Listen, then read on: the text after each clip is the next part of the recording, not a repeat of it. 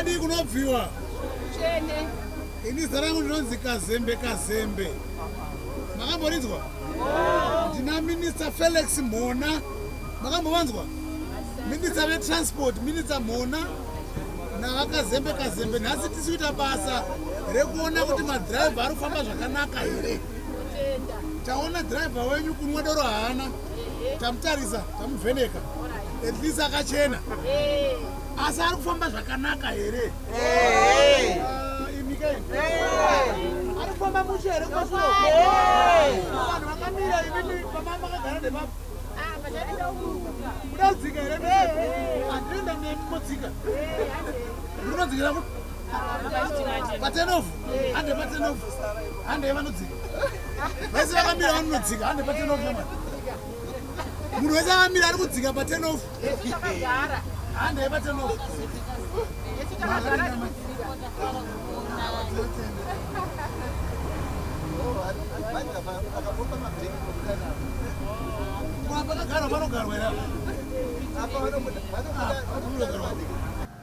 Allow me to begin by thanking the Honorable Minister of Transport and Infrastructural Development, Honorable F.T. Mona, for inviting me, but most critically for hosting this worthwhile program in our province.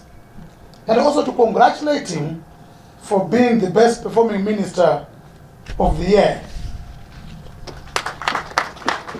Anongwanga kundibvunza zvikanzi kuyanogotwa minister but road yeku Beth Bridge inonzi Beth Victoria Falls Blawayo inga yakashata wanu tikati haiwa sio mashandiro wazvinoitwa azvireve kuti ukanzi nyora exam opasa weta highest onzi but hazive zita remwana wangu kupedzisira exam inga isiri yaizvozvo exam inga yekuti vane matargets avanga vakati izvi ndo zvandichaita gore rino ndobva vazviita ndobva vadarikira zvanga vakataura kuti vachaita iyo yeroad yanga iri pane imwe target yakutevera yeBed Bridge Vic Falls. Hallelujah. Ngatombeiti vakorokotedza mukati heni jerasi zvino mukata jerasi ndozodii aiwa tokorokotedza honorable minister makorokotoi toonana next year chatobvondoka.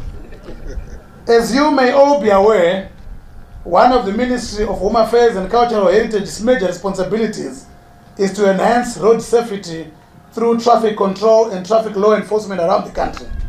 Therefore, the invitation for me to join others in adding our voice through solidarity speech at the launch of the 2025 Eastern Independence Road Safety Awareness Campaign is most appropriate. I'm pleased to note that the composition of today's gathering comprises passenger service vehicle operators, driving school associations, Zimbabwe Interdenominational Council of Churches, church leaders, traditional leaders, businesses, government ministries, and departments, and of course, the ruling party's leadership in the province. That's a cross-section of key stakeholders who are represented here. Indeed, your presence here today does not only accentuate today's gathering, but is in sync with your tireless efforts towards ensuring road safety and creating awareness, which I believe will certainly go a long way in reducing road carnage during the 2025 Easter and Independence holidays. The fact that the road remains the primary means of moving people and goods makes the need to address road safety high on our agenda. Ladies and gentlemen, comrades and friends, improving road safety is a shared responsibility that requires concerted action by several players as a multi-sectorial and multidisciplinary issue. Clear lines of institutional responsibility and accountability are very crucial. In this regard, we are satisfied with the government's strides towards creation of several safer roads and highway infrastructures. I wish also to applaud media houses for developing and disseminating information and knowledge to educate road users about safety.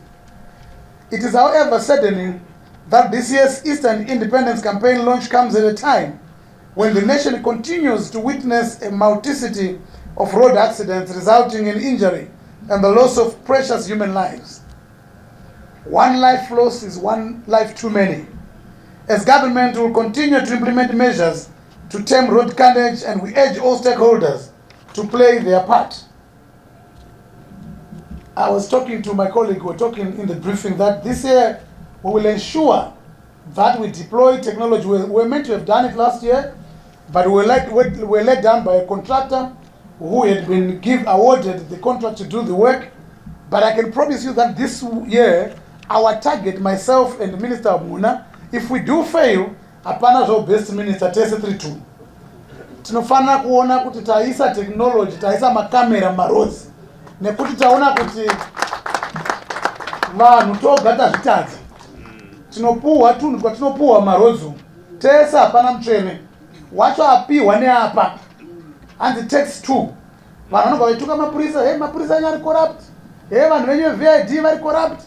Asi wacho ari kupa muchimusiya. Ari kupa wacho ari corrupt futi. Hallelujah. Saka taona kuti aiwa kungoisa makamera netechnology, nekuti technology haimwe tii, haibribike, haivate. Saka your honeymoon is over. This year, without fail, we are definitely going to deploy technologies on our roads.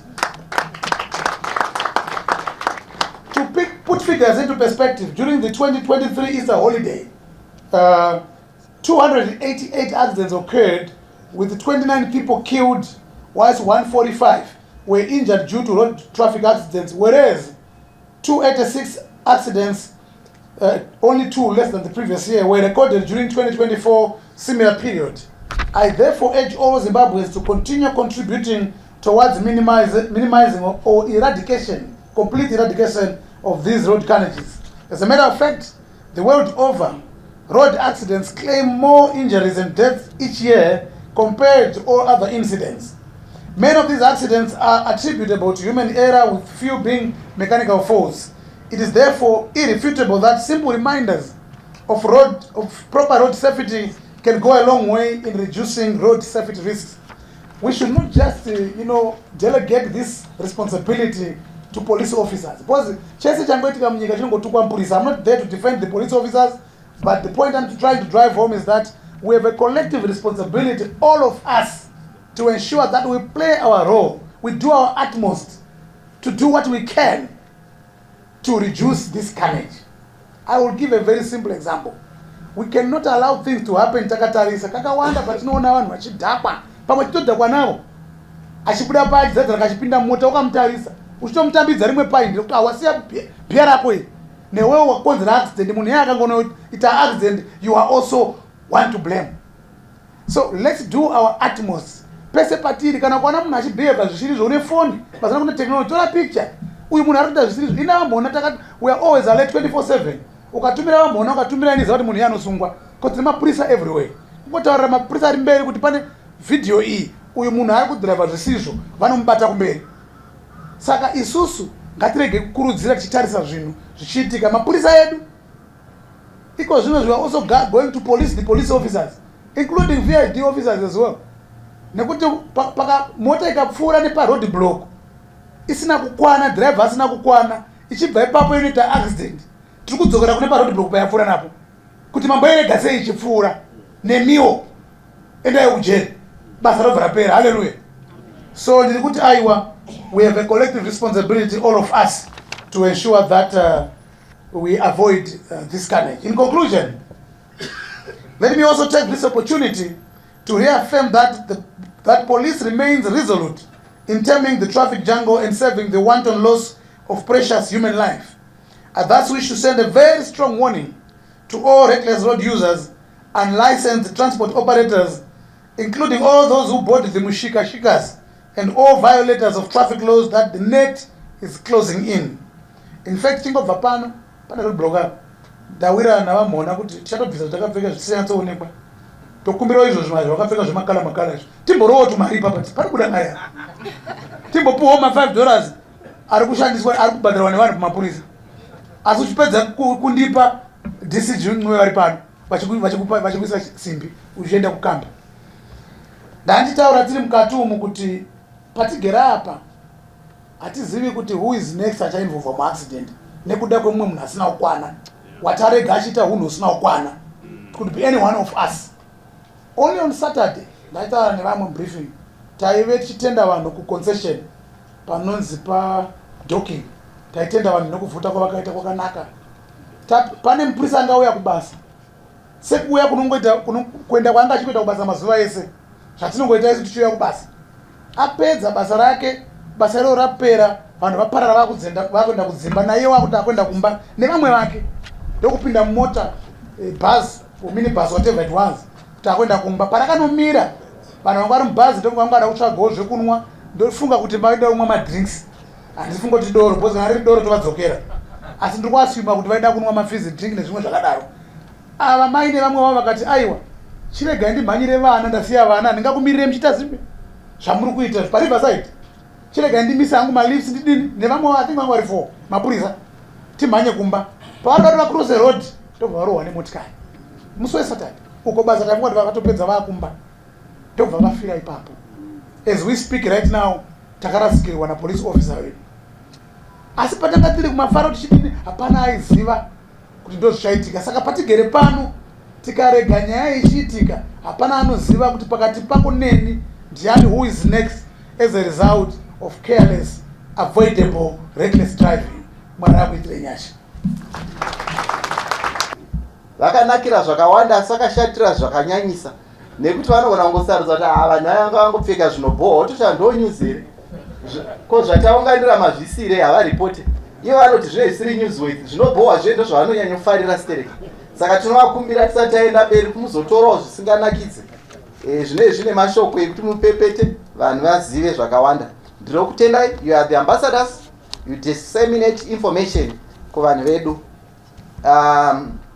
Comrade Ray Kazembe, my colleague minister, I wish to appreciate this very important occasion today, and also to say to our traditional leaders, Baba, Mambo Negomo, ndinokutendai newapo wenyu. Handisi kuzotora nguva yakareba nekuti isusu kana tasvika tinoda action manzi wachada unosunga vanhu. Nofunga hamuna kuzoudzwa tine mabreathalyzers. Kuti munhu atoichiona kuti akadhakwa zvakaita sei. Saka asi makanzwa nzi charity begins at home. Saka vakadhakwa vacho vanotanga kutozikanwa vari mutende muno kuti vakadhakwa zvakaita sei. Nemese makatitarisa kuti takadhakwa sei. Nambotaura kuti tinongosiya madzimambo chete, saka munhu wese achapinda pabreathalyzer tichioneka wanzi tiri kufamba sei, ndo zvinozoripotwa nemaripota edu. The objective of this campaign dovetail with the mandate of the Traffic Safety Council of Zimbabwe as provided for in terms of Section 4, Subsection 1 of the Traffic Safety Council Act, Chapter 1317. Among other mandates, the Traffic Safety Council of Zimbabwe promotes safety on roads and disseminates information on road safety. Indeed, the Easter and Independence Holiday campaign are integral in amplifying this mandate, thus making this program highly befitting. Ladies and gentlemen, as we gather here today to launch the 2025 Easter and Independence Road Safety and Enforcement campaign, I want to extend my heartfelt gratitude to each of you for being part of this vital initiative. Easter is a time of celebrating where we also gather with families, enjoy and also pay homage, and it can also bring unforeseen dangers on our roads.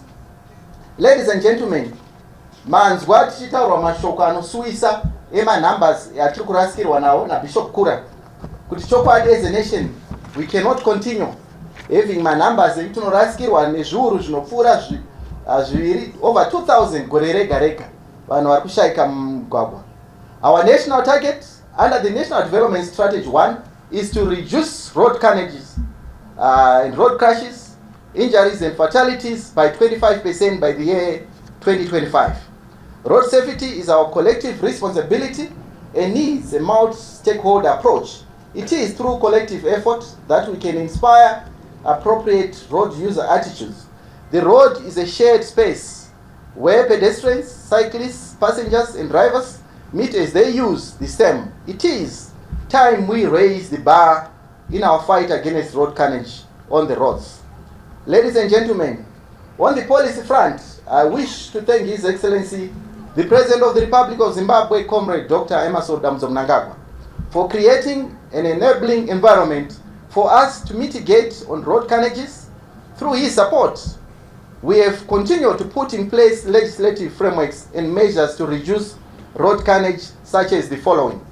The recent promulgation of Statutory Instrument 10 of 2025, which has made it law for drivers of public service vehicles to be at least 30 years and above. Continued awareness of Statutory Instrument 118 of 2023, which has made the installation of speed limiting and monitoring devices compulsory for both passenger and goods carrying public service vehicles. Sustained awareness of members of the public with regards to Statutory Instrument 119